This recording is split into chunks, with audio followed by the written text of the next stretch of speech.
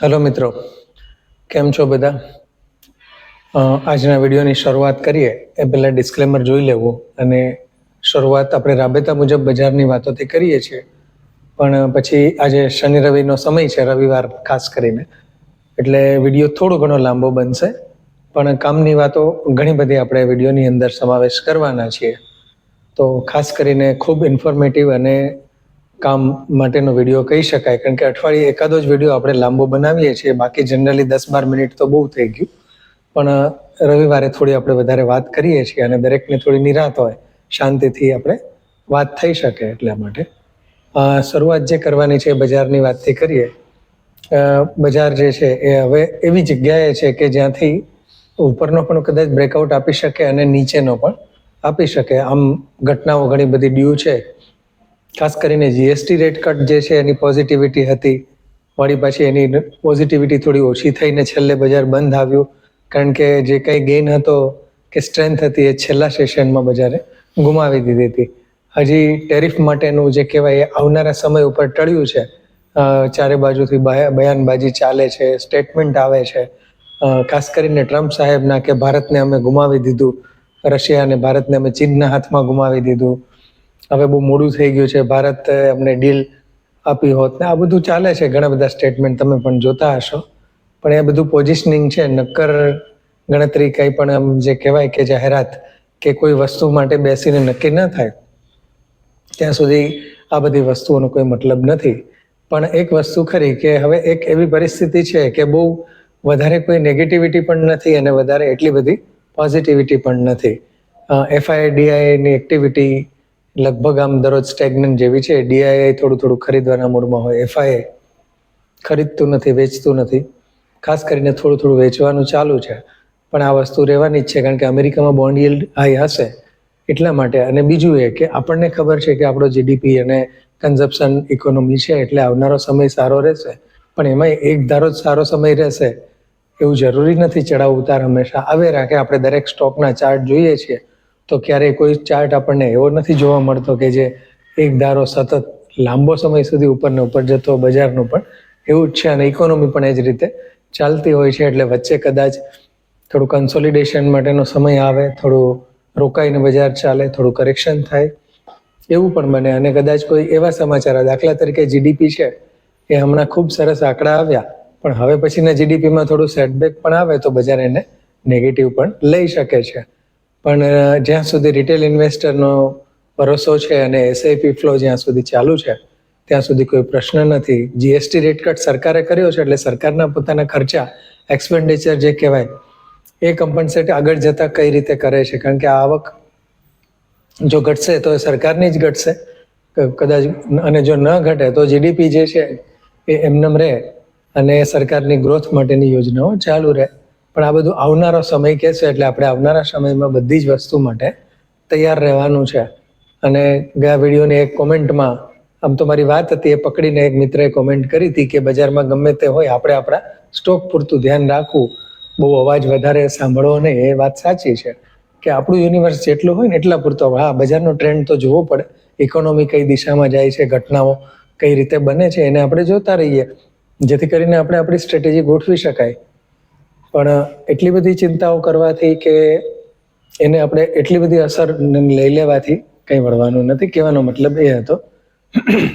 હવે આજે જે આપણે એક વાત કરવાની છે એ ખાસ કરી અને એક એવા સ્ટોકની વાત કરવાની છે. આમ જોવા જઈએ તો સેક્ટરની વાત કરવાની છે, કારણ કે આપણે મેડિકલ સેક્ટર અત્યાર સુધી લીધું નથી ક્યારેય પણ, હોસ્પિટાલિટી સેક્ટર જેને આમ તો કહેવાય છે. પણ ઘણી ઇન્ટરેસ્ટિંગ કંપનીઓ છે, પણ તેમ છતાંય કન્વિક્શન લેવલ જે કહેવાય એ પ્રાયોરિટીમાં ન હોય, એટલે એ બધી કંપનીઓને આપણે પાછળ રાખી હોય. અને ત્યાર પછીથી એક એવી કંપનીની આપણે વાત કરવાની છે કે જે હોસ્પિટાલિટી સેક્ટરને લાગુ પડતી, હેલ્થકેર સેક્ટરને છે, પણ છતાં હોસ્પિટલ કંપની નથી, પણ એને રિલેટેડ જ છે. અને ઇન્વેસ્ટમેન્ટ માટે જે કહેવાય કે એક સમયે વિચારી શકાય એવી કંપની હતી, પણ અત્યારે હવે વેલ્યુએશનનો થોડો પ્રશ્ન છે, તો એની પણ આપણે આગળ ચર્ચા કરી લઈશું.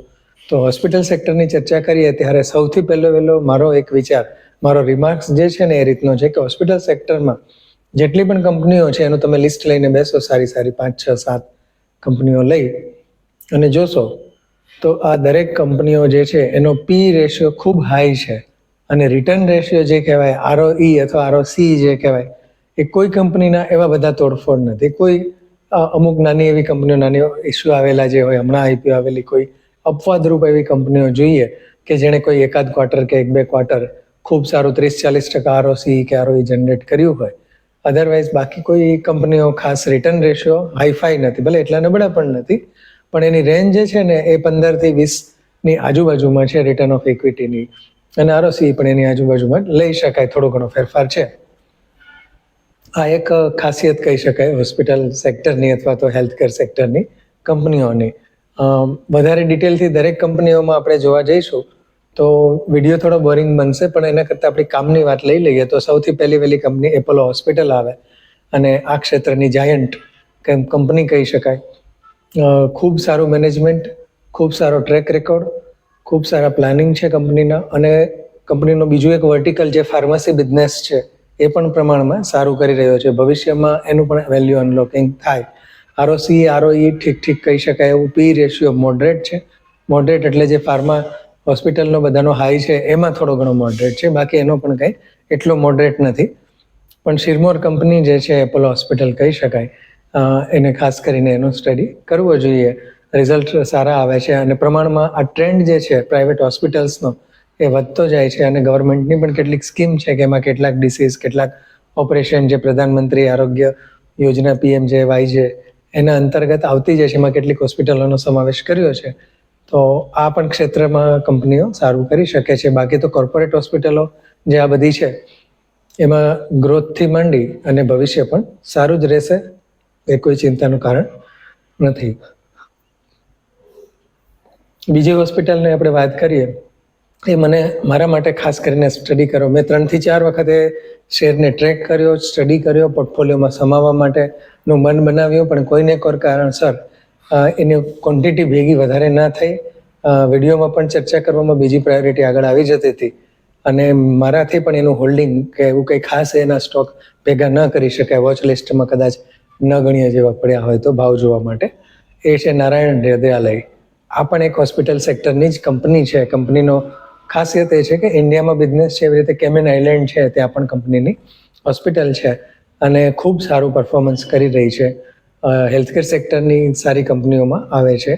મેનેજમેન્ટથી માંડીને બધું જ. આંકડામાં આજે આપણે બહુ વધારે જતા નથી, કારણ કે એની જનરલ ચર્ચા આપણે કરી દીધી છે, પણ તેમ છતાં રિટર્ન રેશિયો જો કહેવા જઈએ તો નારાયણ હૃદયાલયનો સારો છે પ્રમાણની અંદર, અને પી રેશિયો જે છે એ પણ ઠીક કહી શકાય. સસ્તો નથી, પણ ઠીક કહી શકાય એવો છે. એટલે આ એક બીજી કંપની થઈ. અને ત્રીજી કંપની કિમ્સ કરીને કૃષ્ણા મેડિકલ ઇન્સ્ટિટ્યૂટ જે છે એની વાત કરીએ તો આ કંપની પણ સિમિલર જ બધો ટ્રેક રેકોર્ડ ધરાવે છે, અને સારી એવી રેપ્યુટેશન માર્કેટમાં પણ છે. એગ્રેસિવ એક્સપાન્શન કરે છે.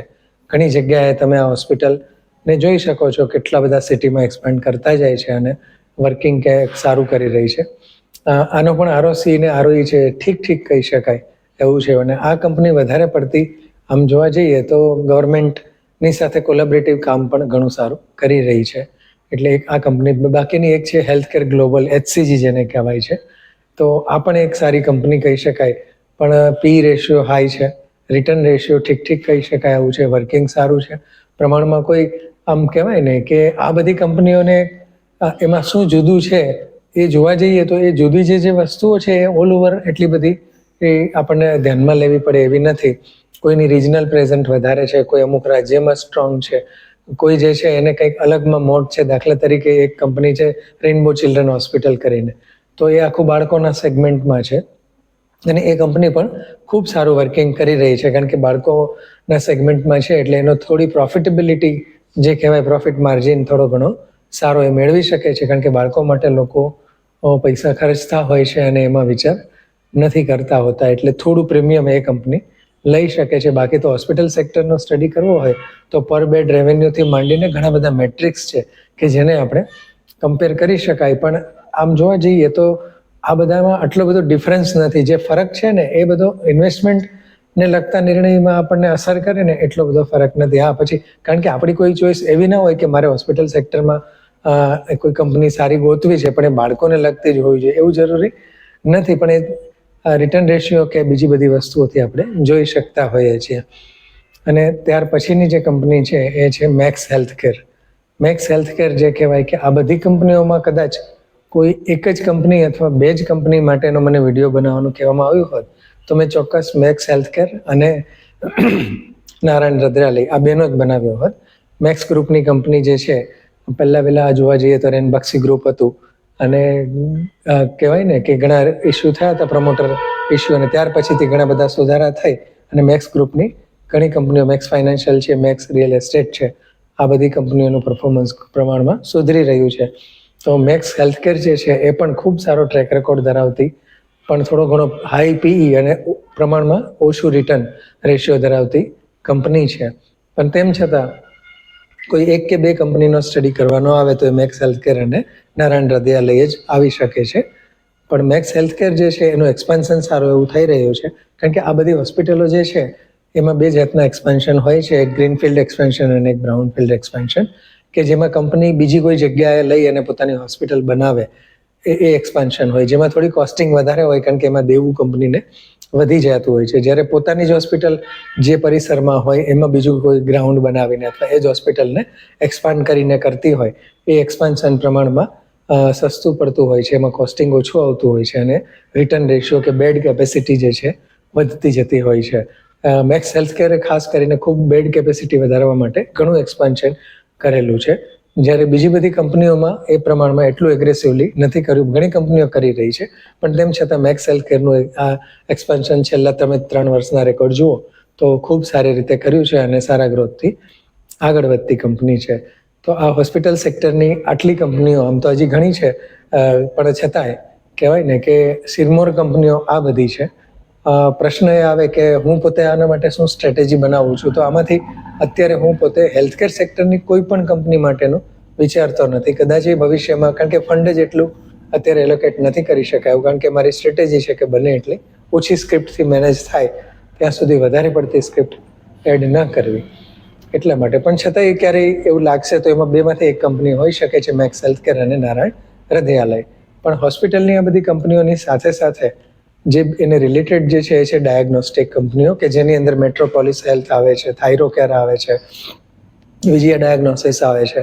આ બધી જ કંપનીઓ જે છે એ પ્રમાણમાં સારું કરી રહી. ડૉક્ટર લાલ પેથ લેબ કે જે ડાયગ્નોસિસમાં કિંગ કહી શકાય અને ખૂબ સારું પરફોર્મન્સ, ખૂબ સારો ટ્રેક રેકોર્ડ આજની તારીખે પણ, ભલે એનો પણ પી હાઈ છે અને રિટર્ન રેશિયો, પણ ડાયગ્નોસ્ટિક કંપનીઓ છે ને એમાં રિટર્ન રેશિયો વધારે સારા છે.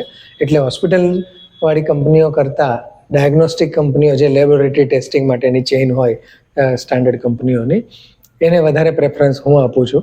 એ બધામાં આ બધી કંપનીઓ જેના મેં અત્યારે નામ લીધા એમાંથી સારામાં સારી જે કહી શકાય એમાં ડૉક્ટર લાલપેથ લેબ્સ, કે જે ગોલ્ડ સ્ટાન્ડર્ડ છે જ્વેલરી સેક્ટરમાં જેમ ટાઇટન છે એ રીતે. કોઈ લેવા કે વેચવાની ભલામણ નથી. ડિસ્ક્લેમર ફરીથી અહીંયા આપણે રિપીટ કરી દઈએ. આ બધી ખાલી એક અભ્યાસ અને એક વ્યૂ પોઈન્ટ માટે આપણી દ્રષ્ટિથી આ બધી કંપનીઓને જોઈએ છીએ. તો ડૉક્ટર લાલપેથ લેબ એક સમયે જે પીએમએસ સારું એવું ચલાવે છે સૌરભ મુખર્જી, જે બજારના ખૂબ જાણકાર છે, એમણે ગોતેલીને એમનું ખૂબ સારું એવું રોકાણ હતું એવી કંપની હતી અને સારા એવા ભાવથી ઉપર ગઈ હતી. હવે થોડી કરેક્ટ થયેલી છે, તો આ પણ એક સારી કંપની કહી શકાય. અને મેટ્રોપોલિસના પણ ફિગર સારા છે, રિટર્ન રેશિયો પણ સારો છે. અને થાઇરોકેરનું પણ એક્સપાન્શન, રિટર્ન રેશિયો ખૂબ સરસ છે. તો ડાયગ્નોસ્ટિક કંપનીઓ માટે ચોક્કસ વિચારી શકાય. પહેલાં ડાયગ્નોસ્ટિક કંપનીઓનો જ પ્રેફરન્સ આવે કદાચ એ રોકાણ કરવા માટેનું વિચારીએ તો, પણ બાકી હોસ્પિટલ સેક્ટર તો એના પછી જ આવે. બાકી નિર્ણય જે છે તમે તમારી રીતે લેશો. પણ આજે એક સાવ જુદી કંપનીની વાત કરવાની છે. આમ ખરેખર હેલ્થકેર સાથે છે અને એ કંપનીની નામ છે 3B બાયોબ્લોક DX. આપણે ડિસ્ક્રિપ્શનમાં એનું નામ લખી નાખશું, કારણ કે થોડું નામ ગોતવું અઘરું પડે છે. પણ 3B લખશો એટલે લગભગ આવી જાય છે, પણ ન આવે તો 3B પછી બાયો લખો તો આવી જાય છે. મૂળભૂત રીતે આ કંપનીનું નામ હતું કિલપેસ્ટ. જૂના રોકાણકારો જે હશે એમને ખબર હશે કે આ કંપની એગ્રી રિલેટેડ અને પેસ્ટિસાઇડ્સ, સીડ્સની, હર્બિસાઇડ્સ આ બધું બનાવતી કંપની છે અને એનો પણ એક ખૂબ સારો બિઝનેસ છે. આ વખતે ચોમાસું સારું રહ્યું છે તો આ બધી વસ્તુઓ તો ખૂબ સારી કામ કરે જ, એટલે કંપનીનું આ ડિવિઝન પણ સારું કામ કરે છે. પણ કંપનીનું બીજું એક ડિવિઝન કે જે એણે કોરોના વખતે સ્ટાર્ટ કર્યું હતું, એ બધું RT-PCR કિટ જે કહેવાય, આપણે કોરોના વખતે RT-PCRનો ટેસ્ટ કરતા હતા, એ બધી કિટ અને બીજી પણ ઘણી જાતની કિટ એ ઇમ્પોર્ટ કરે છે અને બનાવે છે. એનું કોલેબોરેશન જે છે એ પણ ખૂબ સારું છે. ફોરેન કંપની જે છે બીવી નેધરલેન્ડ સાથે એમનું ત્યાં 2B બાયો કરીને નામ હતું, અહીંયા 3B ઇન્ડિયામાં આવે છે. એ રીતે સારું કોલેબોરેશનથી પણ આ બિઝનેસ પણ કંપનીનો ખૂબ સારો છે કે જે ડાયગ્નોસ્ટિકને લગતો કહી શકાય અને ખૂબ સારો પ્રોફિટ માર્જિનથી કંપની કામ કરે છે. 3B બાયોના આંકડા જોવા જઈએ તો PE રેશિયો ખૂબ વ્યાજબી કહી શકાય. ROC ને ROE ખૂબ સારો છે, 19% અને 28-29% જેવો ROC છે. અને PE રેશિયો મોડરેટ છે, બહુ મોંઘો નથી. આ રીતનું કંપનીનું વર્કિંગ છે. છેલ્લા કેટલાય ક્વાર્ટરના રિઝલ્ટ પ્રમાણમાં સારા આવે છે. પ્રોફિટ માર્જિન કંપનીનો ખૂબ સારો છે. એ પણ વસ્તુ આપણે ધ્યાનમાં રાખવી જોઈએ. નાની છે કંપની, લગભગ 1200 કરોડ જેવું માર્કેટ કેપિટલાઇઝેશન છે. અને જૂની કંપની જે કિલપેસ્ટ હતી એનો રેકોર્ડ એટલો બધો સારો નહોતો, પણ હમણાં છેલ્લા કેટલાક વર્ષોથી આ કંપની સારું કરતી જાય છે. અત્યારે થોડો સ્ટીમ થયેલો છે કારણ કે 800-900નો ભાવ વ્યાજબી ગણાય એવી રીતનો સ્ટડી ચાલુ હતો, પણ અત્યારે થોડો અપ છે. તો સુધારામાં કે કોઈ એવી બજારની નબળાઈ આવે ત્યારે જો ઘટે તો આ સ્ટોક જે છે એને હું પોતે એડ કરવા માટે ચોક્કસ વિચાર કરું છું. ફરીથી નામ બતાવી દઉં, 3B બાયો DX કરીને છે. તો આ કંપની ખાસ કરીને ધ્યાનમાં રાખવી જોઈએ. બીજા 2 પ્રશ્ન લઈ લઈએ આપણા સબસ્ક્રાઈબર મિત્રના. એક મિત્રએ જે પૂછ્યું છે વોલ્ટેમ્પ ટ્રાન્સફોર્મર માટેની વાત કરી છે કે એમાં હવે શું છે. તો વોલ્ટેમ્પનું રિઝલ્ટ આવી ગયું છે, એની ચર્ચા થઈ છે. ભલે એટલું બધું તોડફોડ નથી, પણ આમ YOY ગ્રોથ જે છે એ બતાવે છે. ક્વાર્ટરલી રિઝલ્ટ સારું છે, પ્રોફિટેબિલિટી પણ સારી છે. પણ છતાંય ગ્રોથ જે છે એના માટેનો પ્રશ્ન છે. અને આમે મને લાગે છે કે ટ્રાન્સફોર્મરને લગતી ઘણી કંપનીઓ ખૂબ સારી ચાલી છે, કોમ્પિટિશન પણ છે અને સારી કંપનીઓ પણ ખૂબ છે. આપણે એક વિડીયો આખો ટ્રાન્સફોર્મરને લગતો બનાવ્યો હતો, પણ વોલ્ટેમ પણ સારી જ કંપની કહી શકાય અને ભવિષ્ય પણ સારું છે. કદાચ એવું બને કે ધીરજની કસોટી કરે, કારણ કે ગ્રોથ જે છે એ અત્યારે તોડફોડ નથી. હવે અત્યારના સમયમાં બધાને શું છે કે ઝડપથી 1 વર્ષમાં ને 6 મહિનામાં ને એમાં ચાલી જાય ને ક્યાંય પહોંચી જાય એવા સ્ટોક જો એ પણ થઈ જાય એવું જરૂરી નથી. સારી કંપનીને સારું સ્ટડી કર્યું હોય તો ઘણી કંપનીઓમાં એ બનેલું જ છે. અને આજે જ હું રવિવાર છે ને જોતો હતો જૂના બધા વિડીયોની જે કંપનીઓ જે ભાવે રેકમેન્ડ થઈ છે ત્યાંથી ક્યાં અત્યારે પહોંચી છે. તો કેટલી બધી કંપનીઓ નીકળે એમ છે, જેની અંદર ખાસ કરીને ટેનફેક ઇન્ડસ્ટ્રીઝ છે, અમલ કરીને છે, ઘણી બધી કંપનીઓ. કારણ કે લિસ્ટ લાંબુ છે એટલે એ લેતા નથી આપણે, અને એ આપણે વિડીયોમાં ક્યારેય એવું બધું કરવા માટે નથી કરતા કે મેં રેકમેન્ડ કરી હતી પછી આટલી વધી ગઈ. પણ તેમ છતાંય જે કહેવાય ને કે ગર્વ લઈ શકાય એવો જ ભાગ વધારે છે, એવી જ કંપનીઓ ખૂબ વધારે છે. પણ આ વસ્તુ જે કહેવાય કે આપણે આખી દરેક કંપનીઓનો સ્ટડી અહીંયા પીરસવામાં આવે છે, એમાંથી તમે તમારા બજેટ પ્રમાણે, તમારા કેપિટલ એલોકેશન પ્રમાણે, તમારા સ્ટડી પ્રમાણે વિચાર કરીને એને સિલેક્ટ કરી શકો છો. બીજી એક કંપનીનો પ્રશ્ન JSL હતો, જિંદાલ સ્ટેનલેસ કરીને. તો આ પણ ખૂબ સારી કંપની છે, સ્ટીલ સેક્ટરની, સ્ટેનલેસ સ્ટીલ સેક્ટરની કંપની છે. લાંબી વાત ઘણી છે, કારણ કે આ જિંદાલ સિરામિક તરીકે કંપની શરૂ થઈ હતી અને પછી ઘણા બધા ફેરફારો થયા. એક સમયે માંદી કંપની તરીકે પણ ગઈ અને પછી વર્કિંગ સુધર્યું. પણ સારી કંપની, સારું ભવિષ્ય અને સારા આંકડા ધરાવે છે. બધા ફાઇનાન્શિયલ ફિગર્સ કંપનીના સારા છે. બાકી લેવાની કે વેચવાની ભલામણ નથી મિત્રો. તો આ વિડીયો કેવો લાગ્યો એ કોમેન્ટ ચોક્કસ કરજો. લાઈક, શેર અને સબસ્ક્રાઇબ કરવાનું ભૂલશો નહીં મિત્રો. જય હિન્દ.